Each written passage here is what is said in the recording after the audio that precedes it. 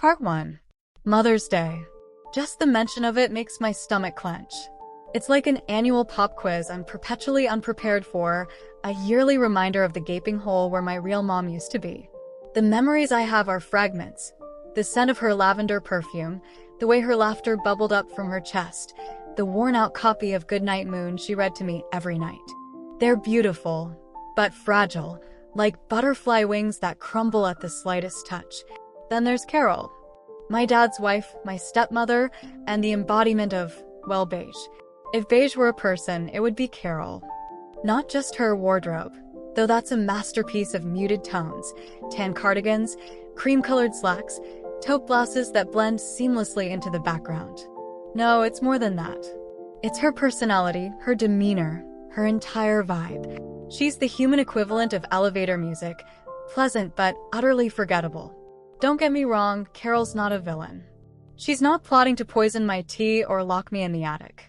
She's just Carol. And Carol isn't exactly synonymous with nurturing mother figure. Carol is synonymous with immaculately clean kitchen, perfectly organized coupon binder, and unwavering commitment to proper etiquette. She's the kind of person who uses a fork and knife to eat pizza, and I'm fairly certain she irons her bedsheets. Dad, though, he's smitten. He seems genuinely happy with Carol, finding solace in her predictable routine and her unwavering support of his eccentricities. Like his obsession with collecting vintage bottle caps, or his habit of meticulously color-coding his spice rack. Carol not only tolerates these quirks, she actively encourages them, which, I suppose, is a testament to her patience. And because Dad's happy, I try. I really try. I plaster on a smile and politely listen to her endless stories about the intricacies of competitive bridge. I compliment her beige pot roasts, even though they all taste vaguely the same. I even feign interest when she attempts to explain the difference between ecru and off-white. It's exhausting, like wading through a swamp of beige quicksand. 4 years, Mother's Day has been my personal Everest of avoidance. I'd barricade myself in my room, crank up my angsty teenage music to deafening levels, and scroll mindlessly through social media, pointedly ignoring the forced cheerfulness that permeated the rest of the house. I'd mumble a perfunctory Happy Mother's Day to Carol as I passed her in the hallway, my eyes darting away before she could engage me in conversation. Then, I'd retreat back to my self-imposed isolation, safely insulated from the awkwardness and emotional landmines that the day inevitably brought. This year, though, something shifted. Maybe it was the look of quiet disappointment I saw on Dad's face last year when I presented Carol with a generic box of chocolates I'd grabbed from the drugstore. Or maybe it was the nagging feeling that I was being unfair, judging Carol by standards she could never possibly meet. Whatever the reason, I decided that this year would be different. This year, I would actually participate. No more passive-aggressive sulking and strategic disappearing acts. No more pretending that Mother's Day was just another Tuesday. This year, I was going to buy Carol a gift. A thoughtful gift. A gift that said, "Hey, I see you. I see that you're trying too. Even if you do dress like a beige cloud." The pressure was immense, like trying to defuse a bomb with a pair of chopsticks. I spent weeks agonizing over the perfect present, flipping through catalogs, browsing online stores, and even venturing into actual brick-and-mortar shops, a feat I generally avoided at all costs. The task felt impossible, like trying to capture the essence of beige in a single, tangible object. The fate of our fragile family dynamic hung in the balance, and the thought of failing, of perpetuating the awkwardness and unspoken tension, filled me with a dread that was anything but beige. This wasn't just about a gift. It was about navigating a labyrinth of complex emotions and carefully maintained facades, all for the sake of a holiday that seemed designed to highlight the absence of what I truly longed for. And the weight of it all, the beige, suffocating weight of it all, threatened to crush me. Part 2. The hunt for the perfect Carol-appropriate, yet not entirely soulless, Mother's Day gift became an obsession. I rejected every cliché. Jewelry? Carol had enough to adorn a small army of beige mannequins. Flowers? She was allergic to half of them, and the other half she considered too pedestrian. Gift certificates? Too impersonal. Book? She only read self-help guides with titles like the art of organizing your Tupperware collection, and embracing the joy of beige. I even considered getting her something ironic, like a neon pink sequined handbag or a subscription to a heavy metal magazine, just to see her reaction. But I knew that would be childish and, ultimately, counterproductive. This wasn't about rebellion. It was about building bridges, however beige those bridges might be. I trawled the internet, lost in a sea of overpriced bath products and personalized photo frames. I wandered aimlessly through department stores, feeling like an alien in a land of pastel-colored baby clothes and scented candles. Nothing seemed right. Nothing captured the essence of Carol, or, more accurately, the essence of my complicated relationship with her. Then, a week before the big day, I stumbled upon it. It wasn't in a fancy department store or an upscale boutique. It was in a small, unassuming pottery shop tucked away on a quiet side street. The shop was filled with hand-thrown vases, quirky figurines, and intricately painted tiles. The air smelled of clay and possibility. It was the tiles that caught my eye. They were arranged on a wall, each one a miniature work of art. Some were adorned with vibrant flowers, others with whimsical animals, and still others with inspirational quotes. And then I saw it, nestled among the more colorful offerings, a single, beautifully crafted ceramic tile. It was, of course, a muted beige color, a near-perfect match for Carol's wardrobe. But it wasn't the color that drew me in. It was the shape, the texture, the subtle imperfections that hinted at the human hand that had created it. It felt authentic somehow. And that's when the idea struck me. I approached the shop owner, a woman with paint-splattered overalls and a kind smile. "Do you do custom lettering?" I asked. She nodded. "We can put anything you like on a tile. Names, dates, quotes, whatever your heart desires." My heart, of course, desired to write something incredibly sarcastic and passive-aggressive. But I resisted the urge. I took a deep breath and explained what I wanted.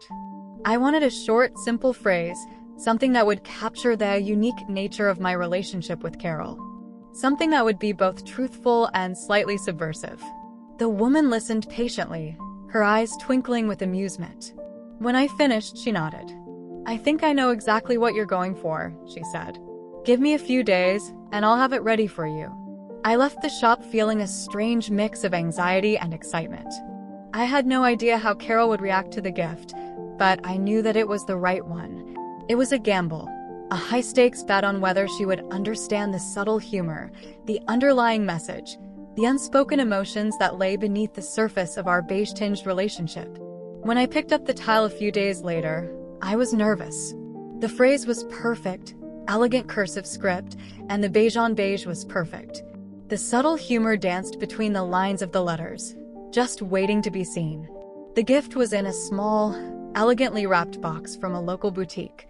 I had spent a ridiculous amount of money on it, justifying the expense by telling myself that this was an investment in family harmony.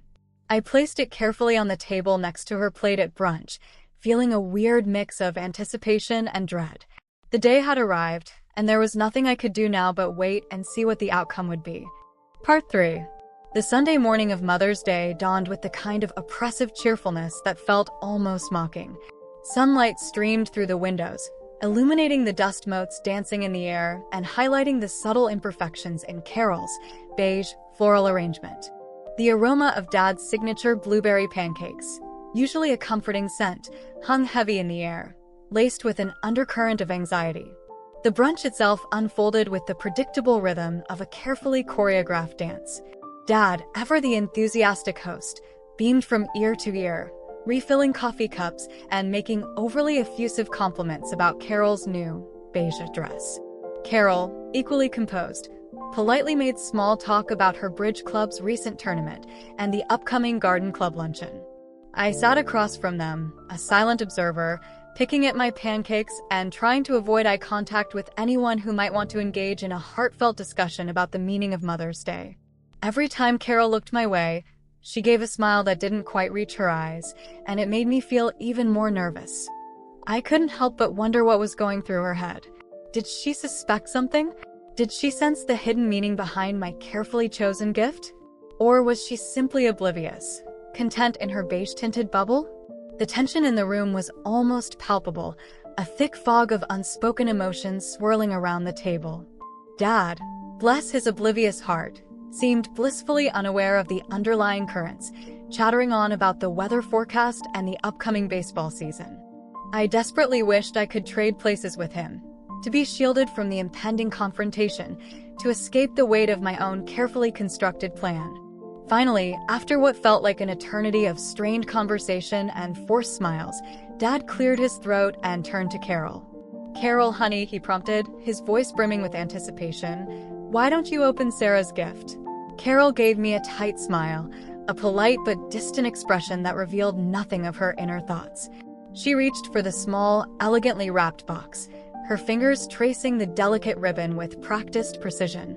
She peeled back the wrapping paper with meticulous care, as if she were diffusing a bomb, her movements slow and deliberate.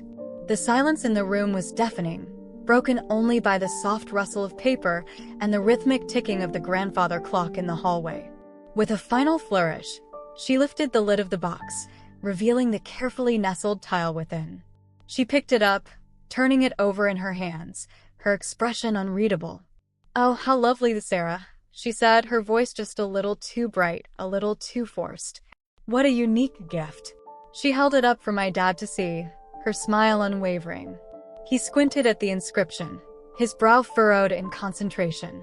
"What does it say, dear?" he asked, clearly trying to decipher the elegant cursive script. I held my breath, my heart pounding in my chest. This was it. The moment of truth. The moment where she would either understand the subtle message, the carefully crafted humor, the underlying truth, or completely miss the point and dismiss it as just another one of my oddities. I braced myself for either outcome, ready to defend my choice, to explain my intentions, to navigate the fallout, whatever it might be. The fate of our fragile family dynamic, the future of our beige-tinged existence, rested on this single, beautifully crafted ceramic tile. Part 4. The tile gleamed faintly in the morning light, the muted beige surface reflecting the expectant faces around the table. Carol held it carefully, almost reverently, as if it were a precious artifact. But the smile on her face was strained, her eyes flickering between the inscription and my own. She began to read the inscription aloud, her voice measured and deliberate, each word enunciated with precision. I could feel a bead of sweat trickling down my back as the tension in the room tightened like a coiled spring. "Worlds," she paused, her voice losing a fraction of its usual polish. "Okayest. Mom." The word hung in the air, heavy and laden with unspoken meaning. Okayest. Not great, not terrible, not even good. Just, okay. A beige assessment of a beige performance. It was, in its own understated way, a brutal assessment of her role in my life, and I watched, fascinated and terrified, as the realization dawned on her face. The smile wavered, the perfectly sculpted corners of her mouth trembling almost imperceptibly.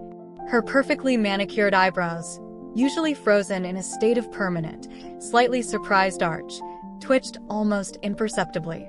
She slowly lowered the tile to the table, the ceramic surface clicking softly against the polished wood. Her eyes, those usually serene and somewhat vacant eyes, locked with mine. It was the first time, perhaps ever, that I had seen a flicker of genuine emotion in them. It wasn't anger, not exactly. It was more like surprise. And something else, something I couldn't quite decipher, something that hinted at vulnerability, at a hidden depth beneath the carefully constructed facade of beige perfection. My dad, bless his heart, still looked utterly confused. He leaned forward, squinting at the tile as if he expected the words to suddenly rearrange themselves into a more palatable message.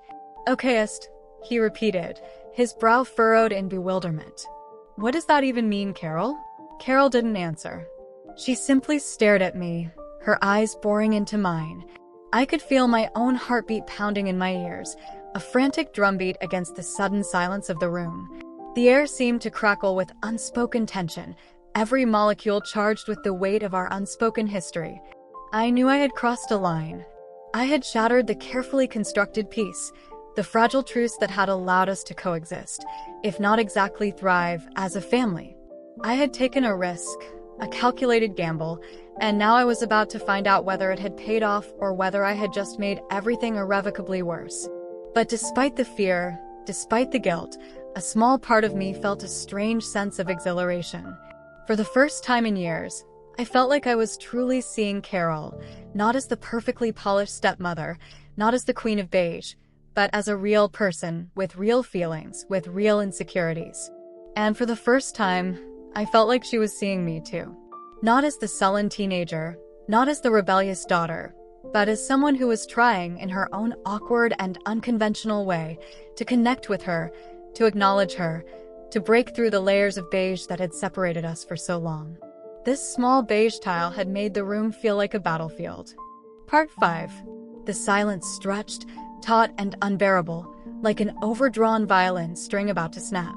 My dad, still clueless, fidgeted in his seat, glancing nervously between Carol and me, his face a mask of polite confusion. He opened his mouth to say something, probably something well-meaning but utterly inappropriate, but Carol cut him off with a sharp, almost imperceptible shake of her head. All her attention was focused on me, her gaze unwavering, intense. I braced myself, expecting anger, disappointment, maybe even tears. But there was none of that. Instead, I saw something else entirely. A flicker of understanding, a glimmer of amusement, a hint of, dare I say, respect? The color drained from her face, leaving her skin pale and almost translucent. Her usually composed features seemed to soften, the hard edges around her eyes and mouth momentarily dissolving. The mask of beige perfection, the carefully constructed facade of polite indifference, seemed to crumble, revealing a glimpse of the woman beneath. Then slowly, almost imperceptibly, a corner of her mouth twitched. The twitch grew into a smile, a small, hesitant smile that blossomed into something genuine, something warm, something that reached all the way to her eyes. It wasn't the polished, practiced smile she usually reserved for social gatherings and bridge club meetings. This was different. This was real. Well, she said, her voice surprisingly steady, I suppose that's fair. Dad blinked, his confusion deepening. Fair? What's fair, honey? Carol ignored him, her eyes still locked with mine. It's not exactly the Mother's Day card I was expecting, she continued, her smile widening, but it's certainly memorable. A wave of relief washed over me, so intense it almost knocked me off my chair. I had done it. I had somehow managed to navigate the minefield of unspoken emotions and carefully constructed facades, and I had emerged, not unscathed, but not entirely destroyed either. I didn't mean to be insulting, I stammered, feeling my cheeks flush with heat. It's just, well, it's complicated.